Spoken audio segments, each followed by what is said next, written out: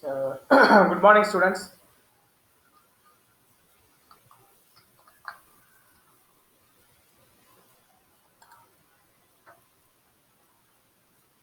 Good morning, students. Let us commence the session. So, in the last class, we have seen some of the relationship diagrams. Today, also, we are going to see one diagram and we are going to take it forward in the subsequent topics. So, service-oriented modeling will play a vital role. Object-oriented programming has been converted into service-oriented computing. Likewise, object-oriented analysis and design also moved towards service-oriented analysis and design. That's what service-oriented modeling framework that we are learning. The reason to learn this content is how to transform those contents, how to transform the object-oriented environment into corresponding service oriented environment. That's the that's the main thing that here we have to come forward. Okay, so that's the idea. What are all the major notations changed we have seen in the previous session? Now the diagram that what you are going to see is the sandwich of the normal transition diagram what you will be using in OOAD will be merged with the SOMF notations. What are all the premium notations that we will be using in the SOMF, right? So that's what we are going to see now. Let us commence with the first one, right? That you could able to see, right? Remember the same thing, that same scenario, right? Regarding the event booking, travel management, right? So everything has been clubbed over here, and how to draw this diagram. That's the main case, right? So what are all the activities would be involved that will be represented within the rectangle, right? That was being mentioned as activity section. There are three activity sections are here, right? There are three activity contents are here. First activity, they are ready to talk about the event cancellation. Second activity, booking updation. Third activity, payment adjustments, right? So these three activities, but how they have represented, see that their representation relies on the transition diagram. So normally you will be giving that events as static, right? But here the events are being represented through the standard notations what we will use in SOMO, right? See that business consumer, business services, event booking, accounting, booking history, right? The notations are being differed here, but remember the transition diagram that what you will use in OOAD, that's something different here. So in the service oriented transaction diagram, this is what you are learning. So first you have to mention what are all the stakeholders will be involving, or otherwise what are all the users will be involving here. So either that may be a human being or it may be a automated service, whatever may be, right? So those things has to be mentioned here. So along with that, I am mentioning some of the basic process also, right? So how to communicate between the services, that must be written within that activity section. That is a major case. And one thing you need to understand, overall transaction section is being bounded by completely capsulated these three activity sections, right? All these three activity sections are available inside the transaction section, right? So that is the term. As well as here you have to mention that the tax, right? Tax. So what does it mean? It means how about communication? That's what they are talking about that. So here the communication is synchronous. Synchronous means at a time one way only, right? So if it is going to be asynchronous means at a time both the sides that they could be able to communicate. So that could be the major case scenarios that they have represented. So if you want to draw the service oriented transaction diagram, that what you have to do. I think you could be able to simulate the same for some sort of travel management, otherwise cinema ticket reservation and cancellation. So likewise that you could able to take it forward, right? So for any type of situations, that what you have to do, step one, I have to mention all the stakeholders, processes in the top. Next, what are all the events involving here? That must be mentioned within the separate activity section. One event per one activity section. That must be inscribed within the corresponding rectangle, right? Finally, all these activities are being bounded in a transaction section, right? So since it is a transaction diagram, that we are mentioning those terms as a transaction section, right? So that could be the idea behind this. But when you are going for particular scenario use cases, you should not use transaction section, right? So for example, instead of doing all those things, you are doing some other case study. In that case, what is the main event for the corresponding scenario? You have to give that event name in the transaction section, right? So that's the thing. Ultimately, for every transaction, what you have to mention, about the type of communication, right? Type of communication. Management equal to orchestration. It won't change normally, right? We are arranging the contents. That's what. So it won't change. So only that concurrency, the type of communication only, it will ready to change. You have to identify how the communications are being happening, either synchronous or asynchronous. So that's the thing that you have to mention here. It's easy compared to the diagrams, whatever we have seen, because for drawing the previous diagrams, just we need to remember a lot of notations. But here notations are very simple. Just you have to remember just you have to identify the who are all the users or stakeholders or the processes involved, what are all the events involved here, how many activity section we are going to create, what could be the naming for the whole activity section. For every activity section, you have to talk about the tags. That's all. That is the thing that we have to use here, right? So that's the idea, right? We will get into the next set of learning, right? Actually, all these things will come under service oriented design, okay, or service design. Likewise, two topics they have given over there, right? But probably I want to cover the last 3 or 4 topics into a nutshell, but we'll try to do that. So what are all the types of services will be there? They are talking about these services in terms of software engineering. Please understand, right? It's not like what we have seen commercially in unit 1, 2, 3, right? It's not like that. It's something about they want to classify based upon software engineering. Especially SOA is a software design approach only. So in that, what are all the techniques are there or categories are there? That's what we are going to see here. If it is a task-centered service, I could able to map the business logic easily, right? As well as if I'm going to map to the business logic, ultimate thing is it could be application specific or process specific. That's what they want to mention here. Also, when we are coming for entity centered, right? Task centered means it is purely based upon, for example, cancellation, reservation. That is what task centered. Entity centered means based upon the stakeholders or users. Okay, so that could be the case. So if new users are coming, it is very easy to introduce the users. That is the main advantage regarding the term agility, right? I could able to introduce the new users very easily, right? So what could be the thing that other things that what we have to move over is upfront analysis. What is upfront analysis? If I am going to introduce the new actor or new user in the scenario, what are all the changes I have to make? That's what that upfront analysis. As well as it's purely depend upon the centralized environment. That's what they are mentioned as dependent on controllers. So the things whatever they are mentioned through plus is nothing but advantages or merits.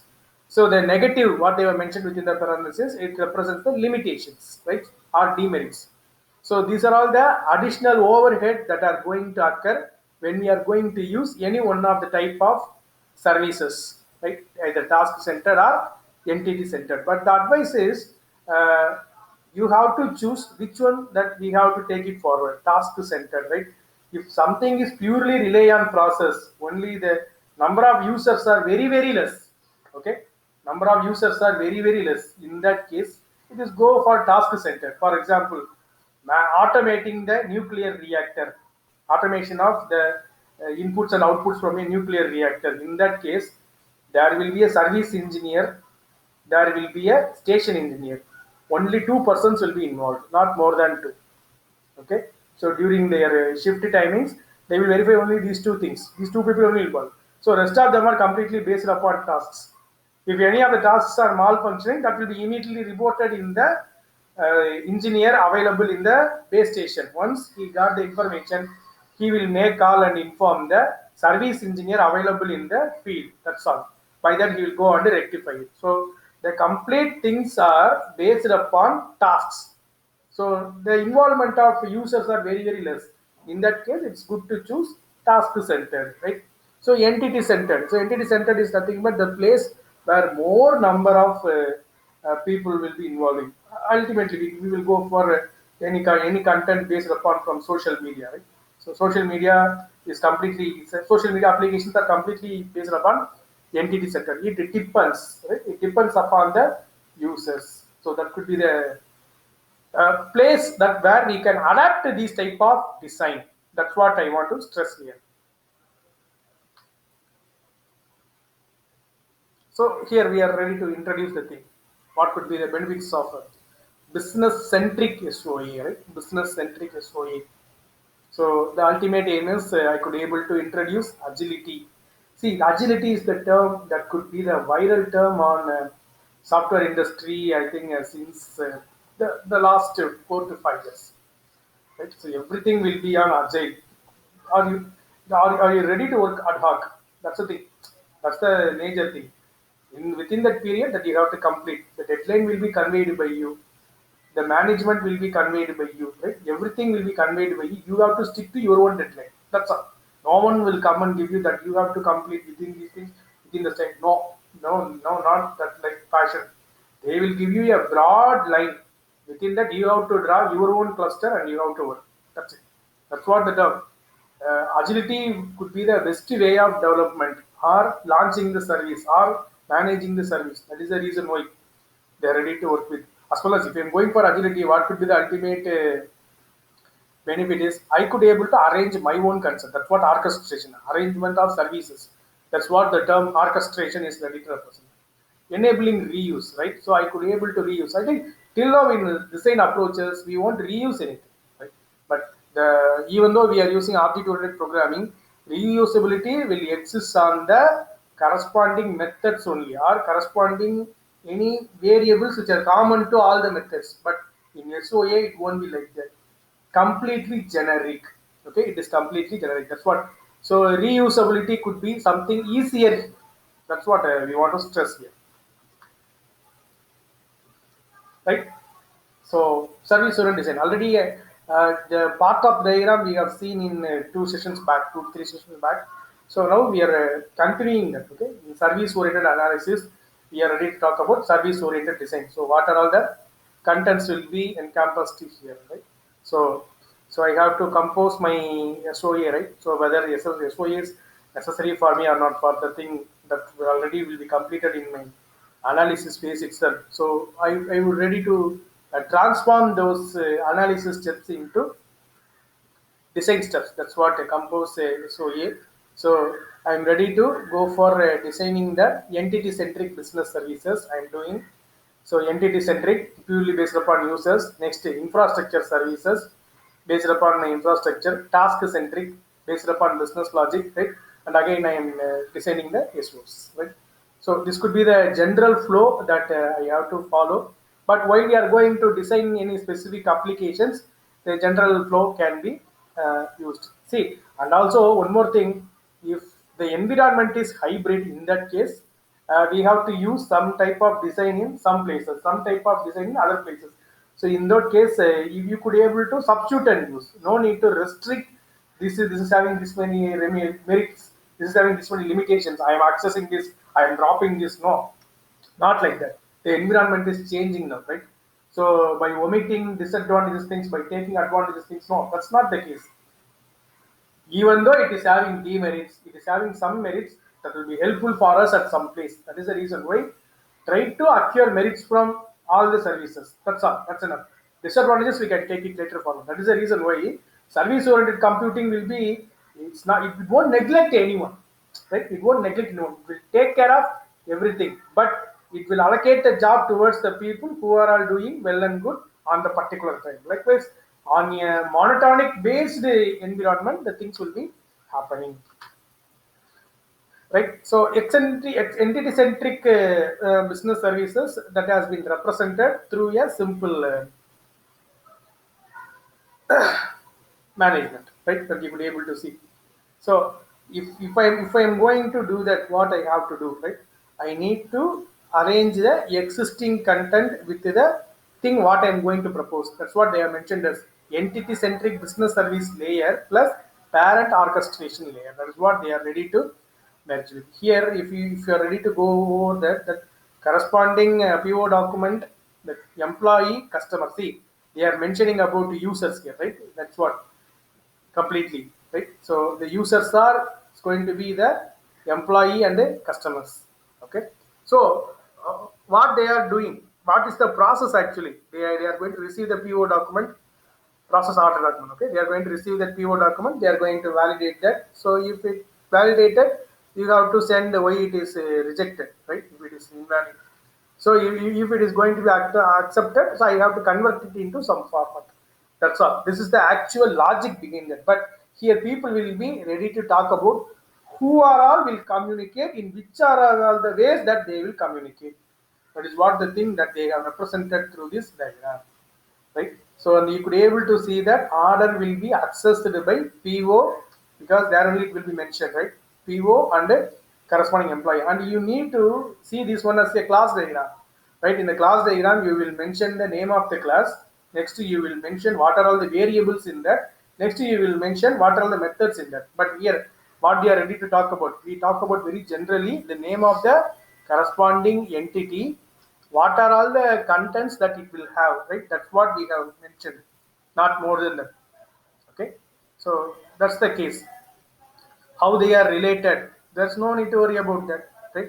This is the main problem here in OOAD, but here in SOAD, no need to talk about that, how they are related. It's none of our business, because everything is heterogeneous here, so the representation would be very easy. So depending upon your scenario, that you could be able to do that. So invoice is being raised, right? By using that PO only, it will be communicated for the employee. That's it, right? So POs will be communicated directly to the customer, that whether it was accepted or rejected, right? If it is accepted, automatically that corresponding invoice should be handed over towards the customer. That's what. Yeah, a very simple scenario they have given and elaborated how entity-centric business services will be used, right? So that's the places that where they have mentioned. So how these infrastructure services are being layered, right? Remember these layers that what we have seen in our second unit, right? Depending upon that, they are ready to convey here. So in the infrastructure layer, what are all the things has to come? In the business layer, what are all the things has to come? What could be the layer of orchestration? That's what they have given, right? So how they are elevating those things? That's what the major case, right? So PO processing service mentioned in the orchestration. In the business service layer, what are all the main logics to be used? Verification of PO, and if it is validated, it will be send us a notification. And also one more thing, if the notification may be acceptance notification or rejection notification, no need to penetrate up to that, right? So if it is a validated one, ultimately that will be converted electronically. That's what transform service, right? So that's the thing, that how they are communicating. I think you could be able to remember your data flow diagrams, right? So level 1, level 2, level 3, level 0, level 1, level 2, level 3. Likewise also here, starting from the inception level, how they are coming forward. PO processing service, what are all the main elements? PO verification and PO service. After that, what we will do with the PO verification, we are going to inform it, and we are going to convert that document into electronically. That's what the thing, that they have layered it correctly here. That's the role of infrastructure services. Just to remember this diagram. From here we are coming forward, right? So we have completed the next task-centric business services, right? Task-centric business services means that we are going to work only with the corresponding logics, right? So here we have incorporated our UML diagrams, right? So that's what our OOAD diagrams. So that would be easier for me to demonstrate. That could be the case. So task-centric business service. Okay, so the same task only has been taken over here. So completely I'm using that PO only. So PO processing service, what are all the things that will happen? So if it is a valid one or invalid one, if it is a valid one, will be converted into the electronic format. If it is invalid, it will be rejected. So how these communications are happening through the UML sequence diagram that has been mentioned, or a transition diagram that has been mentioned over there. So what are all the logics that has been mentioned over there? Verification service, transformation service, notification service. Everything is mentioned as the corresponding components. And the timelines has been drawn. Communication is happening between the verification service and the PO service. Once the verification is completed, if I want to reject, that will be rejected. Otherwise, it will converted for the rejection informed for the service. It will send the notification. They wrote only for rejection. Just you can write for acceptance, and you can write for a conversion from acceptance to the next level of electronic conversion. Right? That's also you could be able to do it through three more sequence diagrams, two more sequence diagrams. Right? So that would be more interesting to take it forward. Right, and other one more paper I want to show here. One more research paper.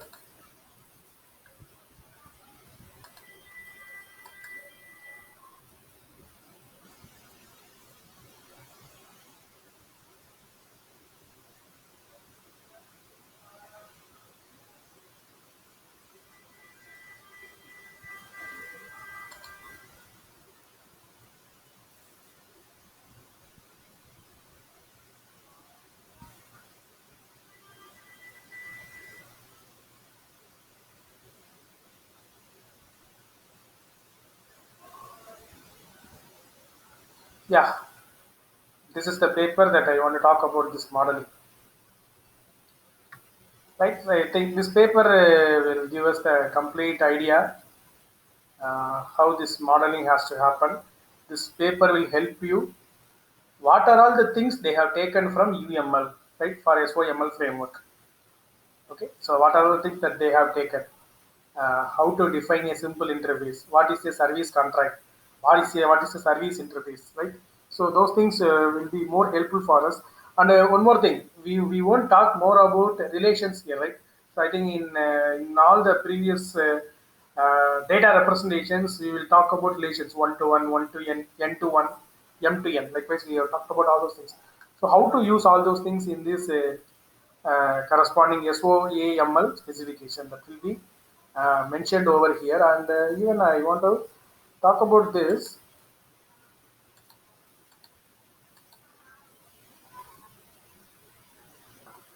See that service contract specifications are mentioned directly over there, right?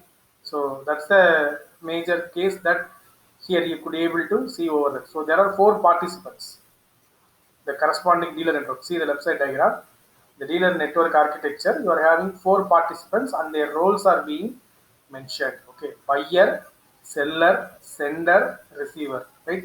Even I could, if I want to incorporate a shipper and a broker, don't mind. Right.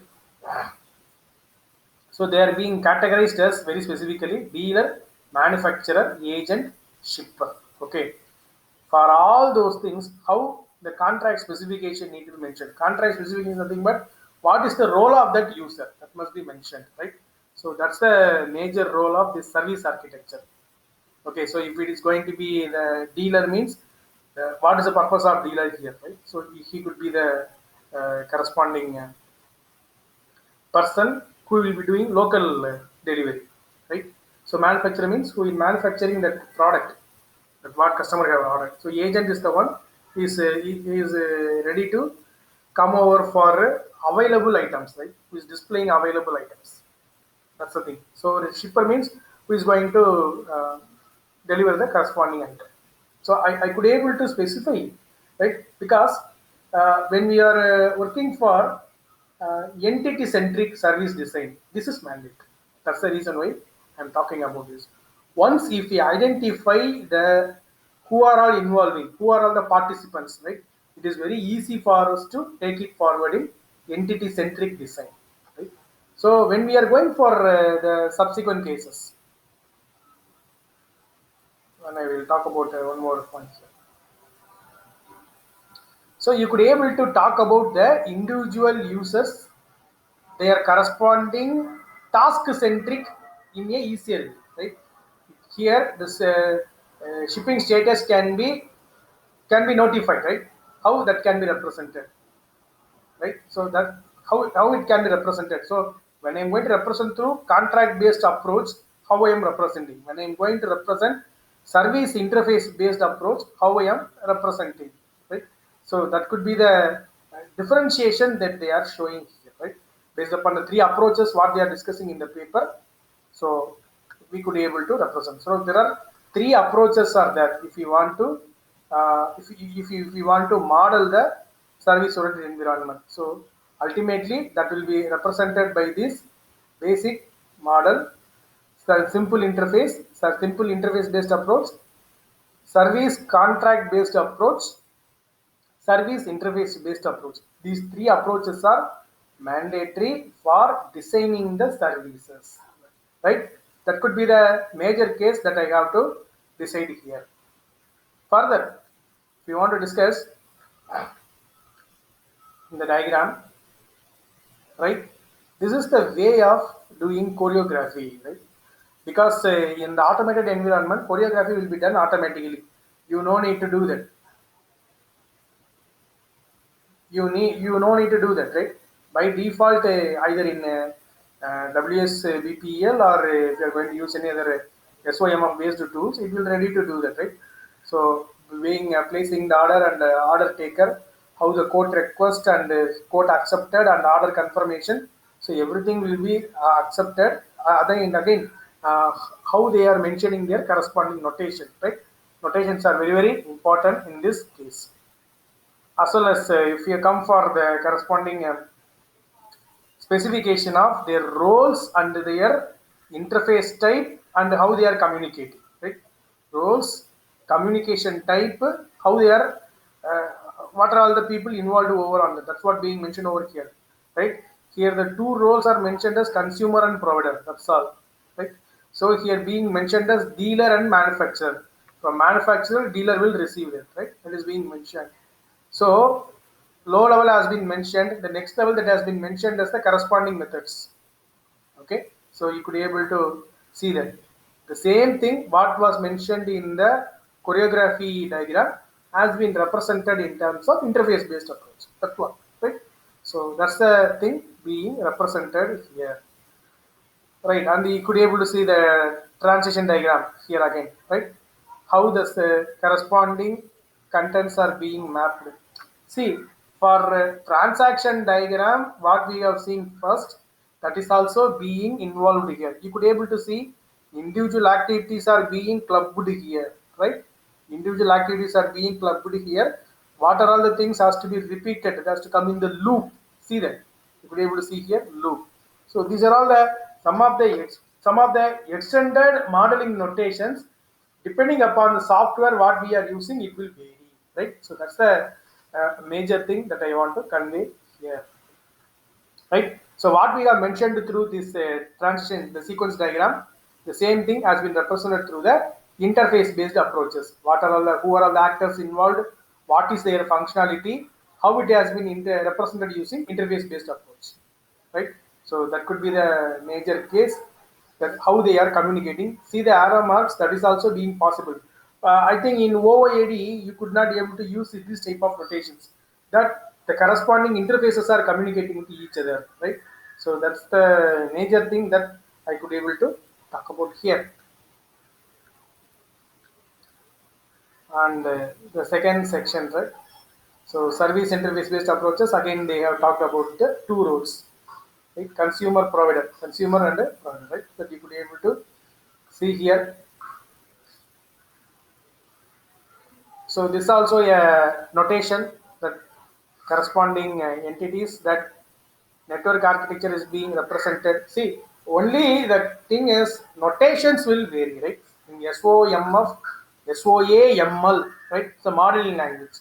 SOAML. In the framework, contents will be already ready, but in the modeling language, you can create your own separate controls, right?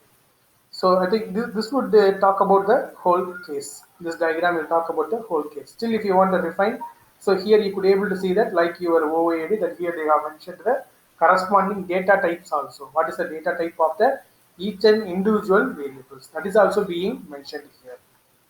Right? So that's the alarming case here, and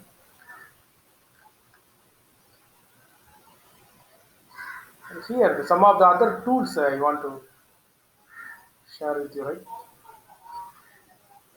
Yes, check this site that you will get an interesting other recent innovation that what they remix, right? So that will help us. And one more thing that you could able to see that adm.omg.org. So they will also will come up with a furthermore investigations on the existing models, right? And one more thing, I think these people also will be doing the research on modeling. Okay. So that's an interesting discussion on these papers that will help us. So this paper will be helpful. So today I'll be sharing the content along with this paper also. If you have any clarifications that you could be able to post it in the chat.